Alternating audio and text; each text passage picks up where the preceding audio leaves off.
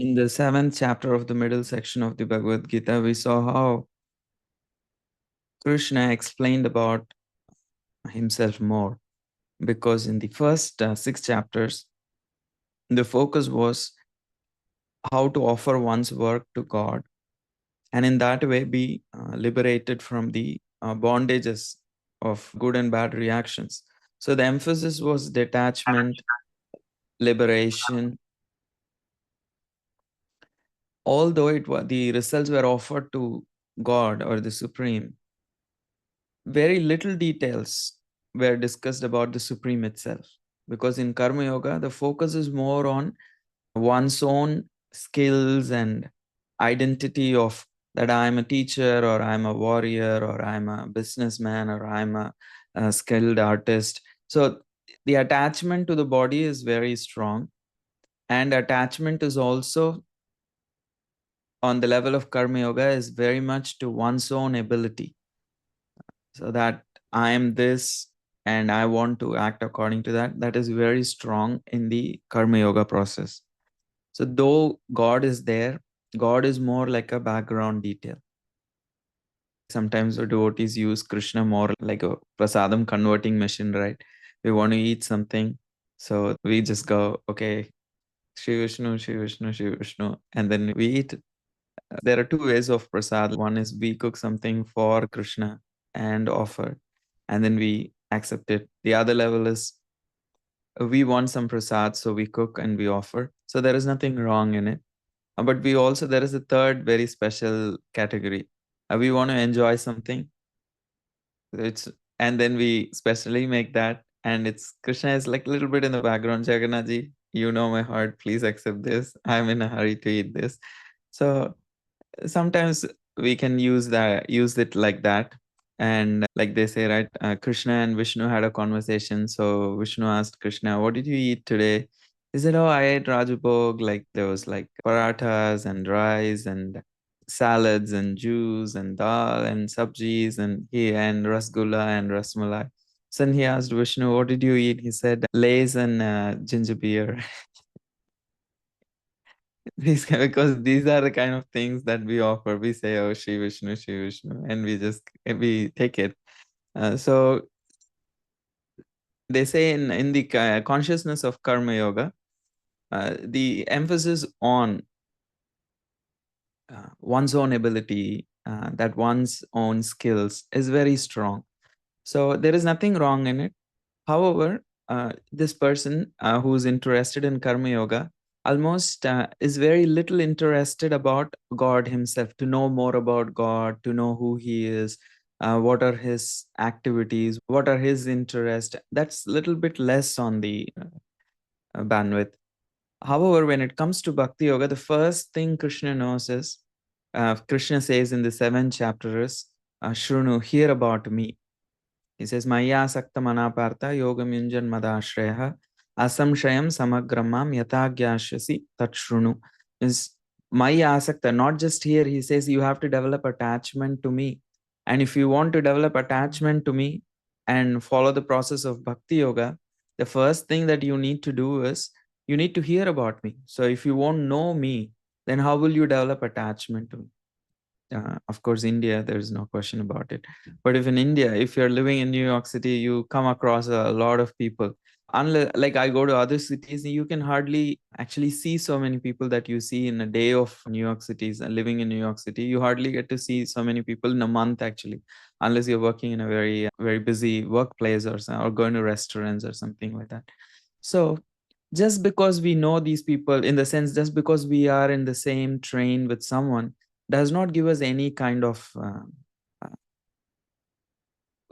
like affection for them just like that, unless we know them. So we travel with them. Sometimes you take a bus for 12 hours, there's a person sitting next to you. It doesn't transform to any level of a sweet interaction. Sometimes it does, but only and the moment you kind of exchange glances and it's kind of a favorable person, then you ask, who are you? Where are you from? What do you do? So of course, Indians are very expert in asking the whole horoscope of a person in the first 5 minutes of their meeting. But it's very common. Like if you go to India, like the first thing, like, are you married? Like how many kids you have, like where do you do your work, what is your salary, they'll ask everything. But in the West also, you would at least ask where you come from, what is your name, what are your common shared interests. So if you want to know a person, you need details. You can just, without details, you cannot know the person, and you cannot actually start having an, what do you call, identification with that person. So that is why Krishna very clearly in the beginning of the Bhagavad Gita says that you have to know me, you have to develop attachment to me in the on the path of bhakti, and for that you need to know me. And for that, the first thing you need to do is shravanam, you have to hear about me. And so that is why he speaks about that he is not just a divine in the background. He says, I'm the foundation of everything. Like material energy comes from me, spiritual energy comes from me, in fact the souls come from me, he says that. So, in fact, all the spirit souls, all the spirit and the matter, the only two categories of existence in the existence, the only two categories, one is matter, the other one is spirit, both come from Krishna. And he explains that. So, it kind of gives us an understanding that the Supreme Person is not removed from everything, but he is also the source of everything. And then he says, I'm not just the source, I'm the essence of everything. In the seventh chapter, he says, like, Rasoham apsu kaunteya, like, I am the essence of water, that is the taste of water, or I am the heat and the light that the sun provides. Without taste, water is useless. We have no reference. The kind of water we drink these days, we hardly know how in the world it has any taste. And we cannot understand that water has a taste to large extent. If you are like used to drinking bottled water and purified RO water, we just don't know that there is taste to water. And that is why if you go to different places, the speciality of this place is this item. You learn from the expert and come and make it in your own home. If your water changes, the taste would be different. Of course, even if the same person comes and cooks at your place, the taste is going to be different because the water is different, the climate conditions are different. Like you can make Tirupati laddu however much you try outside Tirupati. You can make what they give in the Mylapore temple in any other place. Like you can try. You what you get in Srirangam temple is Srirangam temples. You are not going to make it, and that's why many times people come to temple and then say, "Oh, the khichdi they give in temple is so different." Like you try to make it at home, it's not never the same. Even if I go and cook in the kitchen and I go and cook in someone's places, the taste is going to be different. So the of course the consciousness, the offering to the deities, and all of these things come into picture. Otherwise also the water changes, so then the taste changes, and we may not completely realize that in these days.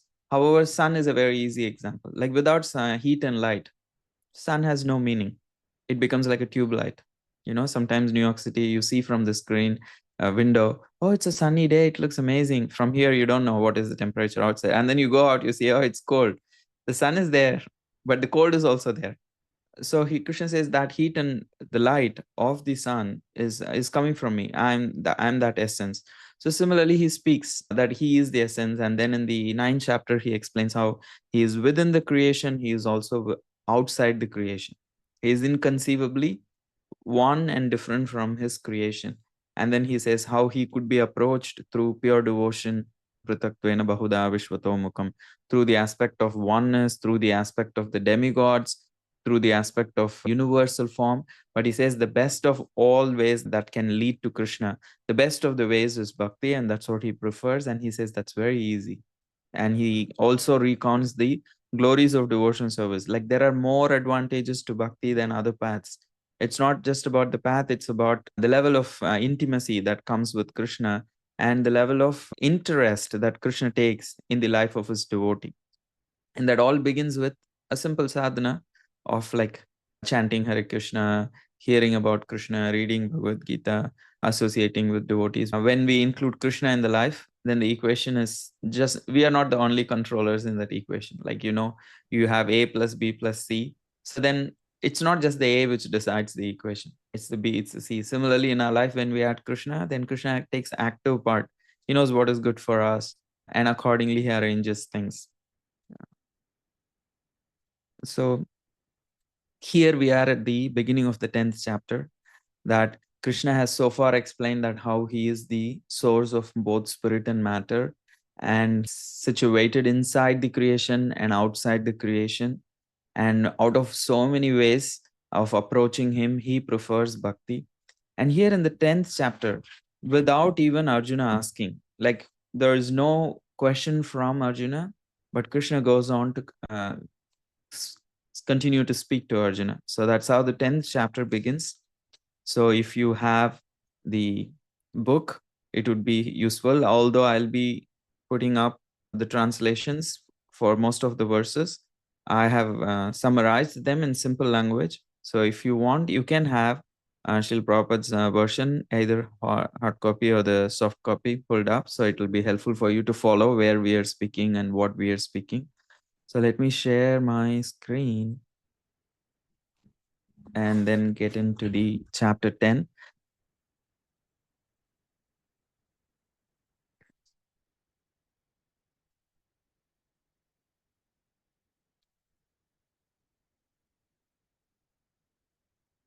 Okay. I don't know. Okay. And this is chapter 10, Opulences of the Absolute.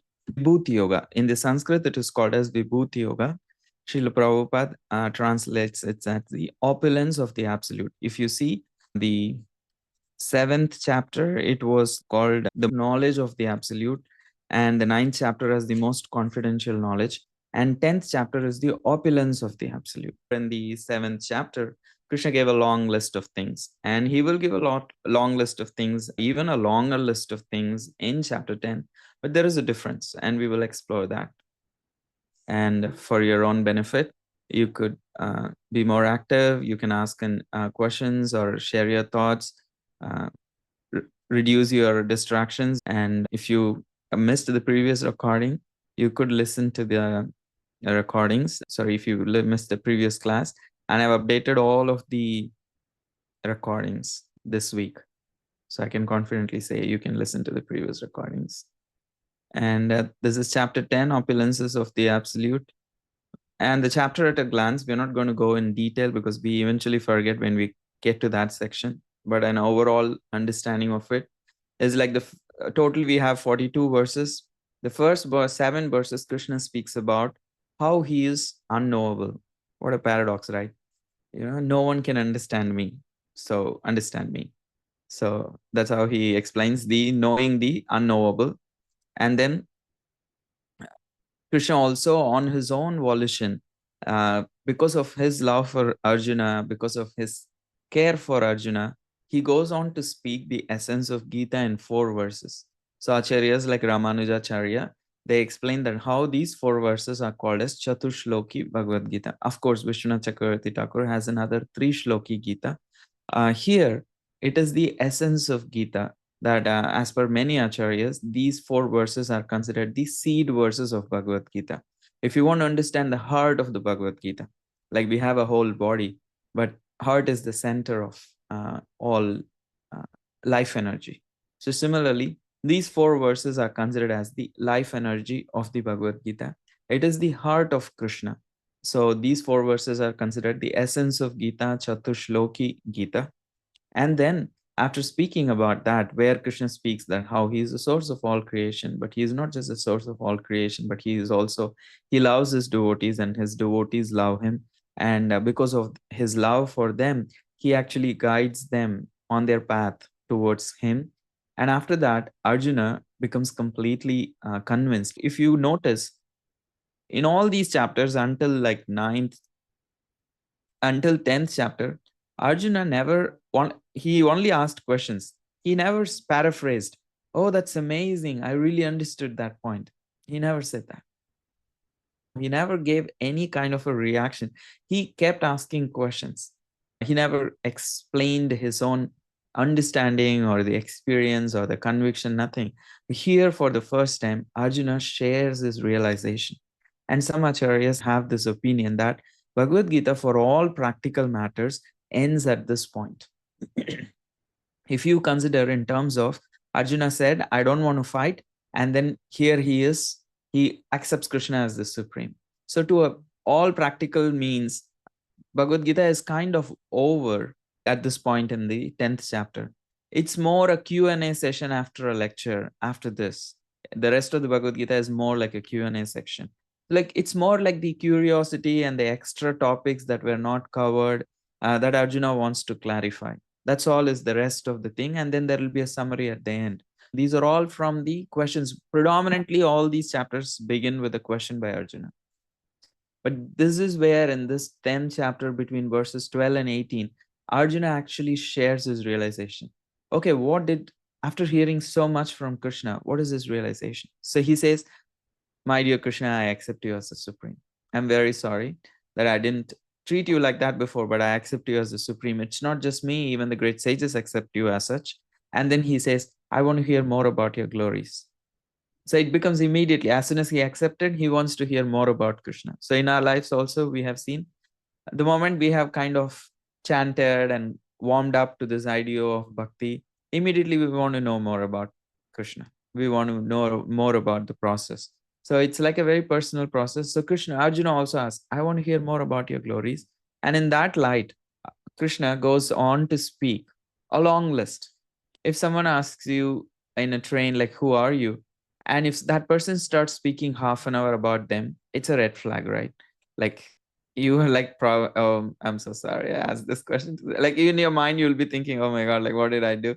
So, if people over explain or over introduce themselves, it's sometimes a need for, like, they don't have, probably, it's nothing to judge them. It's like, probably that person does not have anyone in their lives who actually can give them care and concern and actually shows them love. So sometimes you see this, is these people who are hungry for love. We all are hungry for love on a certain extent, but at least most of the times we know where not to over express it, or overshare the details of our life. But if you have a close friend, or if you're developing a newer friendship, and it's becoming kind of deep, and that person asks you, and you're going to go into all the details of your childhood and all the details of your interest and life, and that is not considered actually a red flag. It is considered actually that you are becoming more and more receptive in that relationship. It gives confidence to the other individual. This person trusts me because he or she actually uh, shares more details. And if in that point, if you don't share, the other person might think, oh, this person is not willing to open up. So maybe it's not, the person does not want to take the relationship as much as I would like to. So then we actually take a step back. But that's why here, as Krishna, now that Arjuna has explained his realization of accepting him as the supreme, he gives a longer list. He explained about himself a little bit on the 7th chapter, a little bit on the 9th chapter, but nothing like what he explained in the 10th chapter. So he gives like a huge long list, and then also says at the end, oh, what's the need of all this list? With one expansion of me, I keep up the whole material world, like a rich person is not going to share all his wealth to any random person. They won't hide it from close friends. Krishna explains everything and then says, what's the big need for all these big lists? With just my one expansion, I maintain the whole material world. He says, any splendor that comes from me. Anything that has splendor, that splendor comes from me. So in this way, he actually explains his greatness, and that's how the 10th chapter ends. So the theme for the 10th chapter is that Krishna expresses his love for Arjuna, and Arjuna expresses his acceptance of Krishna's love, and then that leads to uh, Krishna explaining more glories of him. That is the opulence of the absolute. The opulence of the absolute, the Aishwarya, is there, but we are also in that world. Everything that Krishna explains predominantly in that verses between 9 to 42, we can experience with our senses. Within our own lived experience, we have experienced most of those things. Still, we could hardly connect them with Krishna, because it is just the Aishwarya is not enough. The opulences of God is not just enough, because Duryodhan saw the opulences of Krishna. Dhritarashtra saw the universal form. There are so many others, like the demons could sometimes understand, oh wow, like this is amazing. And still they could not be convinced. So it's not just the display of power that actually brings warmth to the heart. It's actually the love that brings warmth to the heart. And then the acknowledgement of power becomes much more easy. If you ask the family of the president elect, they'll be very happy to accept the power and the influence of this individual. If you ask someone from the opposite spectrum of the political uh, parties, political ideology, they won't be able to accept the power and the influence of this individual. They will downplay it. They will say he is dumb, he is this, he is that. So first comes, though like the display of power is very visible, it is the love in the heart that makes it easier for individuals to accept that particular display of power. So because they exchange love between the verses 8 and 18, that the display of opulences of the absolute has some deeper meaning, has some sweetness to it. So that is why this chapter is called as Vibhuti Yoga. But what adds sweetness to it is the bhakti of Arjuna. So if there is any thoughts that you want to share, please feel free now. Yeah. We will begin with the actual verses for the day. Here it is the first 7 verses where Krishna explains the knowing the unknowable, that how Krishna is inconceivable, that how Krishna is so wonderful that no one knows him. Like, even if we think we know something, that is also considered like we really don't know Krishna, because anyone who knows him as unknowable is the real knower. You see, the moment you understand Krishna as unknowable, he becomes understandable in principle. In detail, no one can know Krishna. The max that we could know is he is unknowable, he is inconceivable. So when that humility is there, Krishna can reveal himself to the extent we have the love. So apart from my commentaries, let's get into the actual verses. Yes, Purva? Prabhuji, you had mentioned this earlier as well that like no one really knows Krishna. So won't that discourage people? Like it discourages me sometimes because I think that yes, it's true that no one would, no matter how much we strive, we would not be able to know him. And the pure devotees do get to know him. But then amongst the demigods also there are so many pure devotees. And they themselves have said that they don't know Krishna in his totality, and we are nothing in front of them. Our devotion is nothing in front of them, especially if you're beginning at the devotional stage.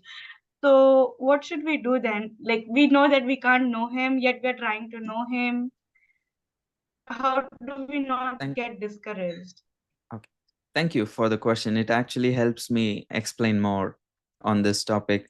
So there are two things. One is how that understanding that Krishna is unlimited makes it more exciting. And the other thing that we will, for your question, is what is our hope? If Krishna is unknowable, what is our hope? So, to those two elements that I hear from your question. So, once you really know, there is nothing exciting to know more, because I know this person well. We have some judgment. Maybe the person has more good qualities, but most of the times in close relationships, I know this person. So, you lose interest to know more about that person. But Krishna is so unlimited that we will get to know him, and still you will realize, oh my god, this aspect of Krishna, I never thought about it. So in this relationship, it will never become like, oh, I know this person, I know who he is. No, he has unlimited qualities and dimensions, that in that relationship it's always going to be ever interesting. It's going to be ever new, ever fresh. So from that perspective, it's not a negative thing, it's a positive thing, that there's going to be unlimited thing for us to explore in that relationship about this person. So we can always be very eager. And the other thing, like, what is our hope? Our hope is the teachers, that we had no idea about Krishna, but Srila Prabhupada invoked an interest in the heart, in our hearts. And now that we have some interest in Krishna through the devotional practices of hearing and chanting, more and more becomes revealed. So, ye yatamam prapadyante tam stataiva bhajamiham. Krishna says, I reciprocate to the extent the individual on the other side of the relationship wants to know, is eager to know, is interested to know. To that extent, they are surrendered. To that extent, I will reveal myself. So if we increase our surrender, Krishna also will increase our knowledge. And as I said, Krishna is unlimited, even Anantadev. The very word Ananta means unlimited. He is continuing for eternity. He is continuing to chant the glories of Krishna, and he discovers newer glories to chant. With his 1,000 mouths, he continues to sing the glories of Krishna, and it never stops because he finds newer glories. So it is exciting for Ananta that he has something new to sing all the time. So in that sense, it makes us humble that Krishna But is unlimited, and also grateful for whatever little we know. That is by the grace of Krishna and our gurus and the acharyas. So it makes us both grateful and hopeful. yes, but then this raises another question, Prabhuji. Like, if we were just to speak about the devotees on earth, as humans, even amongst humans, there are so many devotees. Like, they're literally pure devotees, and they have reached such a huge height of devotion. And no one around me is into Krishna consciousness. I'm doing this all by just, researching on my own. The question arises that if there are so many pure devotees, why would he even want to look at me? Why would he even want to hear what I'm praying or my songs or whatever? Because the other devotees are doing it with their, like, it's 100% what they have, the devotion. So if he has so many pure devotees around him, thousands and thousands of them, why would he want to hear what I'm saying? We all belong to Krishna. So he has equal interest on all of us. And that's what he explained in the ninth chapter ending of the Bhagavad Gita also, that he takes special interest in the life of his devotees. And Sri Chaitanya Mahaprabhu says, who is a devotee? He says, even someone who chanted once Krishna. So basically, in our heart, if we have interest, and Krishna is interested in us, so there is nothing that can stop from Krishna, nothing can stop Krishna from loving us. So from his side, the door is always open, the bolt is open. It is to the extent we open from our side, to that extent we can experience Krishna's love. So there is nothing like a significant or insignificant devotee for Krishna. He takes equal interest according to our interest. If we are interested, to that extent, Krishna is also interested in our lives. And another thing is, like, usually if you consider, a mother is always very concerned about the youngest baby. The small the baby is, the more attention the baby gets. As a mother and father of everyone, Krishna will naturally give attention towards someone who is helpless. That's why we see Krishna saves Ajamil, Krishna saves Gajendra, Krishna saves so many other devotees in the Bhagavatam. That it's not that they were great, but they are important. So in love, it's not about how big we are, because love does not have that logic. For love, it's the weaker we are, the more attention we get. Okay, thank you. Hare Krishna. Krishna Prabhu? Hare Krishna Prabhuji, this is very exciting because I think what you're sharing with us is that Krishna is so infinite that the more and more we know him, the more and more, there is to know. And so it can never, our taste will never be satiated. And we'll continue, we'll continue the journey is what I think you're saying. Is that the right understanding, Prabhu? So, the more and more we know Krishna, the more and more we will yearn to know about him. Yes. And our taste will never be satiated. And this is like a rasgulla where you eat and you eat two, you may still want more, but you eat 5, 6, 7, eventually you will get completely satiated and you might start hating it. But with Krishna, our yearning will keep increasing because there's so much more to learn about Krishna. Is that the right way to understand it, Prabhuji? Yes, absolutely. Because Krishna is unlimited. So there is no diminishing law of returns there. Usually the material objects that we connect with, We love them, they hardly love us actually. We haven't experienced any reciprocation from the side of Rasgulla except for its taste. Like even people have a limitation in their ability to reciprocate, even in closer relationships in this world. The best of the relationships also have their limitation, like how much they can give. So matter does not have any reciprocation with us. It is our attachment to the matter. So everything we experience is from our side.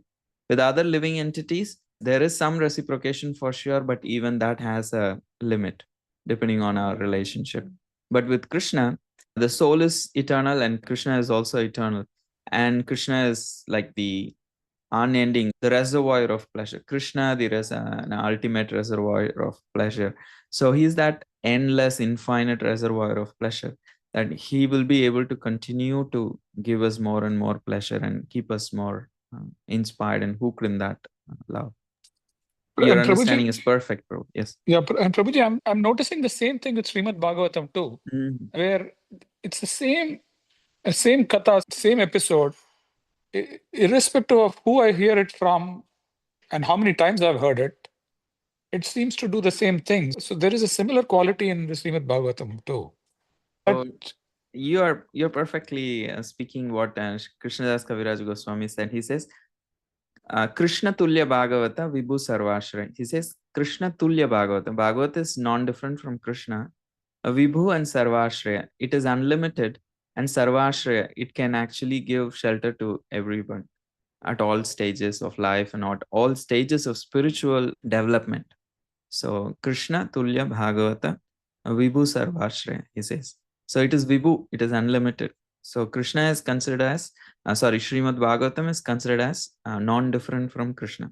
Tomorrow I'm beginning a Bhagavatam group. Bhagavatam. I did not plan Krishna and Prabhu here to ask this question, but I'm also beginning that particular group. And that's why I'm in that consciousness of seeing that. So that's why I'm able to quote these verses that Sanatan Goswami says that he says, Shri Krishna Parivartita. In one of his glorifications of Bhagavatam, he says, Shri Krishna Parivartita. That is, you are actually Lord Krishna who has returned among us. So when Krishna left the world, he left Bhagavatam behind as his personal representative. So Bhagavatam is considered non-different from Krishna, and it has that ability. And I'm so happy to hear that you're able to have that realization, and it is very rare to see and to experience that in real life. And I'm very happy for you that you're able to have that experience with Srimad Bhagavatam. Thank you, Prabhu. Thank you, Hope that Prabhuji. answers your question. And Parnika's question is, if Krishna is unlimited, why does he need our love? So in our love, it's not that he lacks anything. So love is not about, I lack something that somebody else offers me. That's not necessarily the complete picture of love. There is reciprocation. So it's not that I lack something, so I get it from the person in the relationship. Even otherwise, love means that without any agenda, that two individuals share affection. And that's what Krishna is expecting or experiencing, that when we offer what we have, what he has given to us, still he feels so happy. And usually Ratanath Swami Maharaj gives this example that how his mother had a huge rose garden, and on her birthday, he would just run out and pluck a rose from there, from her garden, what she watered and took care. And he would just bring that rose and give it to his mom and say, Happy birthday. She was so pleased. So he says it's not the thing, but the thought that counts. So everything belongs to Krishna. But one thing that belongs to us is our free will. And when that is the only thing we have. And when we are offering that, we are offering our 100% to Krishna. So he is happy with that. We can offer our free will, and that's the only thing we have. We have only one thing, and the function of free will is desire. And when we offer our desire to Krishna, when we offer our free will and the attention that comes from that free will, that the desire that comes from that free will, and it's all the expression of love, he's very satisfied with that because we are offering 100%. So faith is Shraddha in that line of Shraddha Sadhu Sangha. Shraddha is the beginning stage of prema, or free will, and prema is the complete offering of one's free will to Krishna. So in that sense, we do have something to offer, and when we offer that, to that extent we offer it, Krishna is very happy to receive it. I'm sorry, Prabhu. I'm still a little confused because the question was more about like how does Chris, like, it's not just how he receives, but like how does he feel pleasure, when we reciprocate, or when we, like for example, like today in Bhagavatam, like they were talking about Atmanivedana, or they talked about surrender, right? Like how does Krishna experience that pleasure is, I guess, more what I was trying to ask. Like, when our connection with Krishna is eternal, so we have not had that connect, like we haven't reciprocated in that relationship for a very long time. So when we turn towards him and know him, when the spirit connects with Krishna, that itself is giving giving pleasure. Say for example, in love, it is the emotion. It's not just like when we connect with other people, we have friends, we have other relationships, like we have parents and we have other partners. So when we connect with people in those relationships and experience and exchange love, what makes the other person happy, it's inexplicable, right? Just the time spent, the attention given. And the same Krishna is also like this same quality, Sachidananda Vigraha. So he's Ananda comes from that connection. So when we actually offer, what we are offering is our love. So if you want me to explain what is love, then I don't know how much more to explain that aspect. What he enjoys that exchange with the other individual in the relationship. Yeah, I But thank understand you. these kind of questions don't have a very clear answer, but in our lived experience, there is nothing you could actually point. Like when you meet someone of your liking, like what are you loving in that, like feeling satisfied in that reciprocation of that person. So it's not like quantitative or explainable in that sense, because that's the nature of love. And like, I mean, we can talk about like, we can try to draw examples from our lived experiences, but I But it feel is like they would still completely on fall another short. level. What Yeah. we experience with Krishna and what Krishna experiences is completely on another level. But we can only make do with what lived experience we have. Yeah. Okay. Thank you. Thank you. Olga, Hare Krishna. Hare Krishna, Prabhu. Purva's question resonated for me when she was asking about how do you know that Krishna even notices you when there are so many great devotees and you feel so minor and insignificant. And I remembered an analogy that was shared with our class by Kashishwara Prabhu, who used to be the leader of the Russian Sangha, that I found helpful and interesting, and I'm hoping might be helpful to others. So when you think about, maybe you've seen some videos on YouTube of parent birds feeding their baby chicks. This is a cool category if you've not seen it. But the baby chicks, what they do is they open their mouths really, really wide and they scream. And the baby chicks that scream the loudest get fed first. So if you're a baby chick who's sitting like in the back of the class, you're still going to get the heat from and the safety of the bird's nest. But if you're the chick who opens your mouth and screams the loudest, you're going to get the biggest worm, and maybe you might even get two. So when we engage in service, or when we engage in our sadhana, whatever that may be for you, like japa and so on, it's like you're screaming out for Krishna. You're literally crying out, and it doesn't matter that you don't perceive it right away, because it takes time for the mama bird to find the worm. So it might not happen immediately, but you're doing the kind of action that is expected from you in that scenario to get Krishna's attention, to get that reciprocation. So I found that always kind of a comforting sort of an analogy for me. Yeah, thank you. It's very understandable and relatable. The more the noise that you make, the more the sound you make, the more you grab the attention. And that's how we show, like how we show that is like through our devotional practices and our surrender. And also Krishna is unlimited. He'll be able to give like deserved attention to every single devotee, because he is unlimited. Because we see that in, imagine like in Vrindavan, like he's dancing with all the gopis, and he's situated between each and every the pair of gopis that the other day I was reading in Chaitanya Charitamrita, like, and every gopi is thinking that he's just with him completely. And in the boys were sitting in the forest and having lunch picnic, and each one of them could experience that Krishna is looking at them and accepting their offering. Even though they are all sitting in a lotus formation, Krishna is sitting in the center. Each one could see that Krishna is looking at.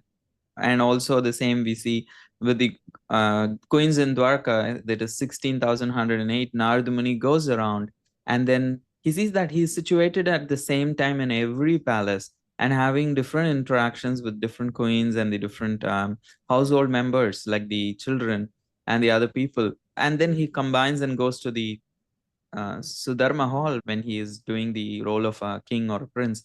So Krishna is unlimited. He will also be, it is not about how small we are, it is about how great Krishna is also. So in that sense, that Krishna is explaining here that no one knows Krishna. And how he begins the chapter is like, Arjuna, because I really love you, I'm going to, oh Krishna, what happened? I'm very sorry, just a moment.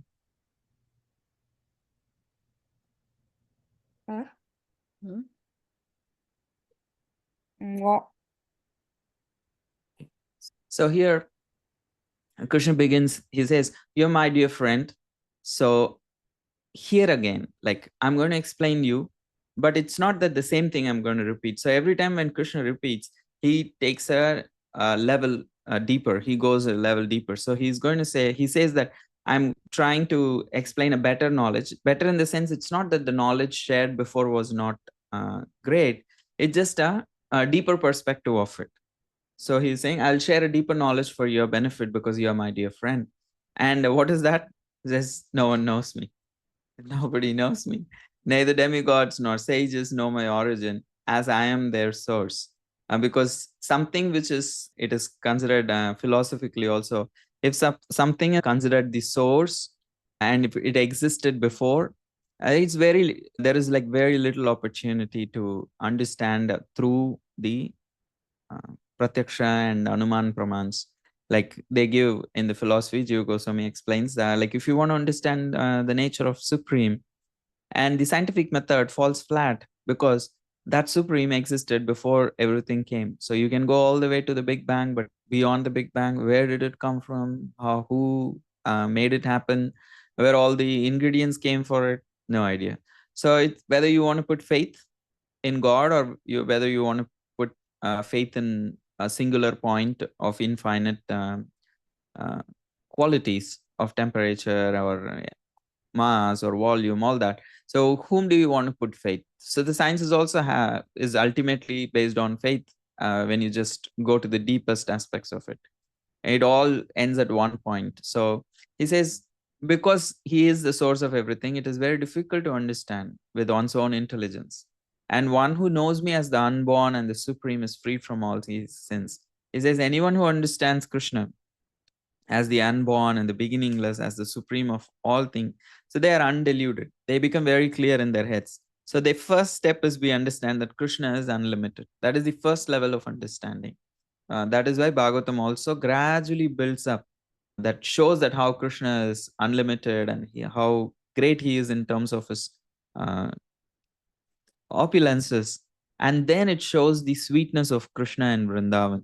Otherwise, Krishna stealing butter or eating mud, they can be misunderstood.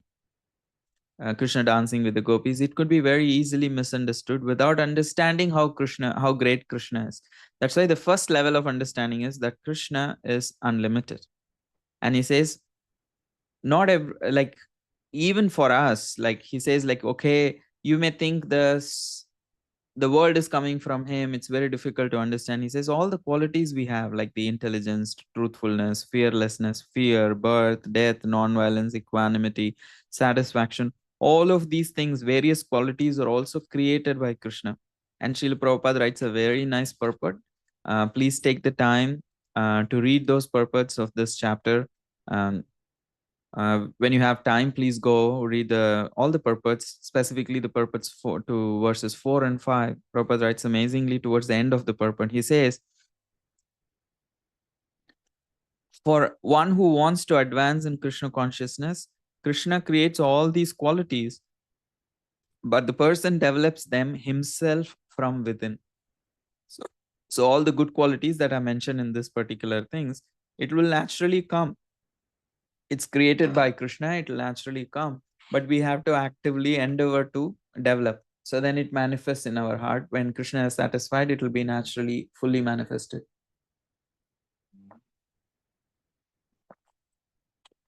Yes, I'm sorry. So he says, one who engages in devotional service, all the good qualities actually arise. And he also says, of whatever we find, good or bad, both come from Krishna. So, like say for example, Prabhupada gives this example in another place. The government is runs educational institutions, and the government also runs juvenile organized institutions where reforming what they call here, I don't know, juvenile reformation centers or something like that. So it depends, one who goes to school or one who goes to a reformation center. Both are run by the government, but the kind of treatment that is meted out is very different. So it is not the mistake of the government. In general, a good government is not the reason for someone to join. Like this government does not decide who will join the school and who will join this juvenile center. It's usually our own doing. If we are good citizens, we get to be free in the society. If we acted in ways which are not moral, we get put in the judicial system. We get put in the care of the prison system. So they both come from the government, run by the government. But that's ideally, the government is not the responsible entity to decide where we go. It is our actions. So similarly, all these good and bad qualities are created by Krishna because he is the source of everything. But what do we attract? What do we develop is our own free will. And then he says the Manus and all the genealogical, Prabhupada says in that purport, he gives the genealogical synopsis of the universal population. So everything, all the species, all the living entities in the various planets, they all come from the Saptarishis and the sons of Brahma. And Brahma comes from Krishna. So in that sense, he is the origin of everybody because he existed before all of them. It's very difficult even for them to know him completely.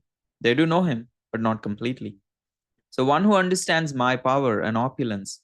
So then we can have this question like, why is Krishna boasting about himself? You really don't know how great I am. He keeps saying that you don't know how great I am. You probably cannot know how great I am. And even like these great, the president of the United States and the vice president, they all know me. Actually, they also don't know me fully. I'm like really, really great. So then it becomes very difficult to connect with that person. So Krishna is not boasting. He is saying why he is bothering to explain all these things to Arjuna, because anyone who really understands, like with humility in their hearts, without envy, if they understand Krishna's power and opulence, it inspires them actually in their surrender. So how great he is. And still, like there is this illiterate Brahmana in Srirangam that Sri Chaitanya Mahaprabhu met. He didn't know how to read or write. He was illiterate, but he was holding a Bhagavad Gita upside down. And then he was shedding tears. And when everyone was teasing him because he doesn't know how to read, but he's holding a book upside down and acting like he's reading. And Sri Chaitanya Mahaprabhu asked, like, why are you crying? Why are these people teasing you? He says, I'm an illiterate, but my spiritual teacher told me that I should read Bhagavad Gita every day. So I take this book. And then when I take this book, I realize how the Supreme Lord, who is so great, took the humble position of a charioteer of his devotee. Because charioteer is a very humble position for various reasons. Because in those days, in a battlefield, it is very precarious. It's where you have to be very alert. So it is going to be very noisy because it is real combat. It's not like these days you drop bombs from 40,000 feet, 50,000 feet above from a plane, or you send drones, or you send missiles, you have an iron dome to counter. No, it was very personal. The combat was very personal, and they were in a particular spot which were allotted. And there was a lot of noise and sound. The action was very intense. The fighter, they don't have time to tell the charioteer which direction to go and where to go, because it is the charioteer who has to take him somewhere for him to fight with another person. So they will kick the charioteer towards the left on their waist. So that means they have to go left. If the fighter or the archer kicks the charioteer on his right, then he has to go to the right.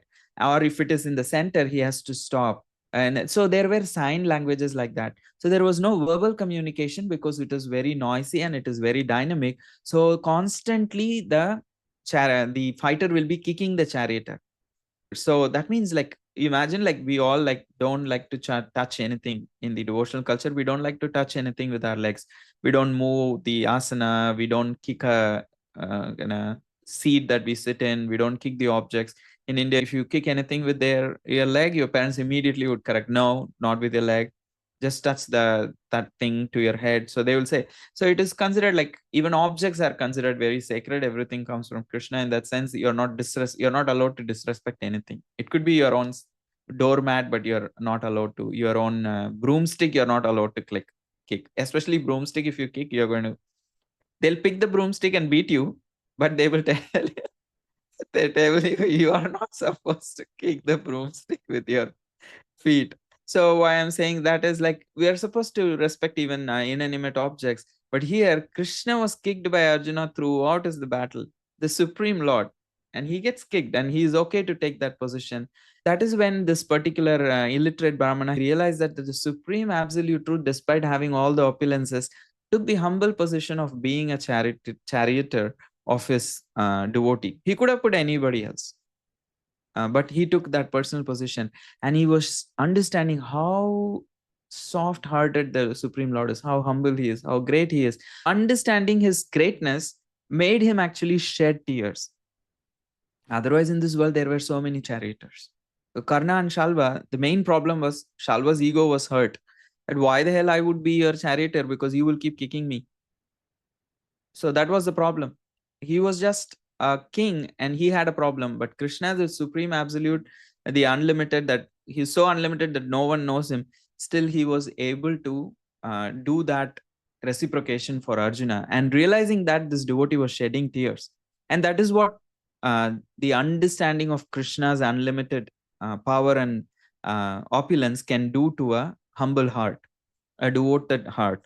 So if somebody is devoted, the more we realize how great Krishna is, the more we become attracted towards him, not because of his greatness, because of his sweetness. His sweetness takes a different level of meaning when there is some amount of understanding of his greatness.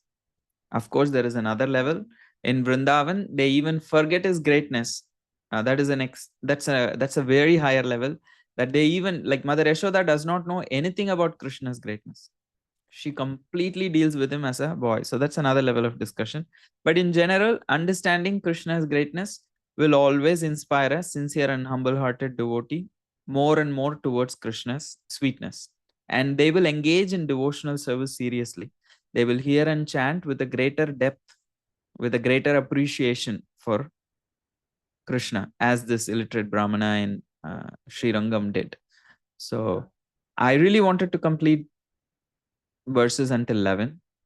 And the verses 8 to 11, they are considered Chaturshloki, the essence of Gita. So it would be not appropriate to just discuss it in passing in 5 minutes. So we're already 10:06. So I would like to stop here and then continue those 4 important verses the next week. Probably we will just do those 4 verses only. So it gives you more time to read the purports, at least until the 11th purport. So please take your time to read the translation and purports, and hear the recordings if you have time, and ruminate on what we are hearing, so that it becomes the understanding and appreciation of Krishna becomes deeper.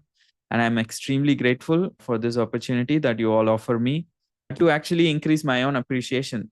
Sometimes speaking is also a good way of ruminating what I know, what are my convictions, what is my understanding. When you ask questions, when you reflect, and I also appreciate the reflections that, like, how Krishan Prabhu had. So it's very nourishing to me also, and I am extremely grateful for all of you to offering this opportunity to me. Thank you very much. And if there are any questions, any thoughts, please, you can share now. Oh, did Gokul leave? Okay. Gokul's birthday is tomorrow, so he's not here, but you can wish him on the WhatsApp group. He's a small kid. He's like 11 years old, but very sweet. Son of one of my college friends who brought me to Bhakti. So I'll be wishing him, so you all can join in wishing him. He's an extraordinary child. He's almost like a prodigy, more intelligent than most other kids of his age. He goes to a very special intellect school, which is meant for those kind of extra intelligent people. Quite an impressive child. His understanding of the philosophy is also astounding for a 10, 11-year-old. So you could wish him happy birthday and pray for him. And thank you everyone for joining. Prabhuji, in the 9 ways of devotional service, we have Shravanam and Kirtanam.